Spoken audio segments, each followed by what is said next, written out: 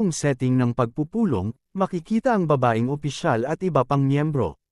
Tinatansya namin na ang spiritual power nito ay umabot na sa humigit kumulang 1.8 milyon. Kwento, binibigyang diin ang napakalaking paglaki ng spiritual power ng puno, na naglalagay sa kanila sa isang mas mahirap na sitwasyon.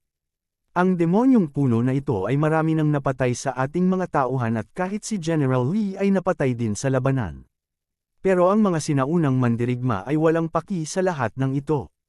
Ngayon hindi na ito nananatiling low profile, malamang ay kumpiyansa sa kapangyarihan nito at hindi na kami kinatatakutan. Kwento nagpapahayag ng pagkabahala ang opisyal na ang puno ay hindi na natatakot sa mga tao dahil sa kanyang bagong lakas. Sa simula, nag-aatubili kaming gumamit ng mga nuclear bomb, dahil ayaw naming gawing isang tiwangwang na lupain ang lugar na iyon. Kwento ipinapakita ang kanilang unang pag-aatubili na gumamit ng nuclear weapon dahil sa posibleng epekto sa kapaligiran. Ngunit ngayon iba na ang sitwasyon. Kailangan nating samantalahin ang pagkakataong ito para lusubin ang mga halimaw. Kwento, nagbago ang kanilang diskarte, handa na silang gumawa ng mas matinding hakbang. Lumapit muli sa lalaking opisyal, tila galit o seryoso, at maglunsad ng isa pang nuclear missile, hindi lang isang walang kwentang spiritual energy missile, kundi ang isang iyon na ganap na bubura sa lahat ng 4 na bundok sa Hilagang Canyon. Kwento, ibinunyag ang kanilang radikal na plano, ang paglulunsad ng isang napakalakas na nuclear missile upang ganap na burahin ang lugar ng puno. Ang puno at ang paparating na banta.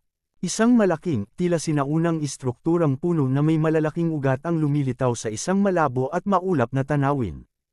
Kwento ipinapakita ang teritoryo ng punong willow, na nagpapahiwatig ng laki at kahalagahan nito. Isang napakamalaking nilalang na gawa sa ugat o halaman na may kumikinang na dilaw na enerhiya sa gitna, na parang paputok o naglalabas ng kapangyarihan.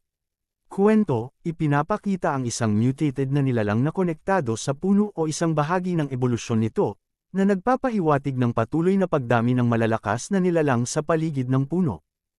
Sinabi ni Yuzio, lahat ay naging napakagaling pagkatapos ng ebolusyon. Panahon na para mapahusay ko rin ang sarili kong kakayahan. Buksan ang system panel. Kwento, nagpapasya ang puno na palakasin pa ang sarili nito, na nagpapakita ng kanyang kahandaan sa mga susunod na hamon.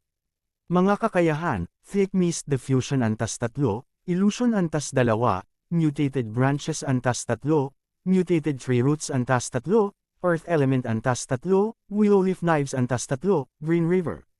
Sa ibabaw, may Mist Control, para itago ang sarili, at sa lihim,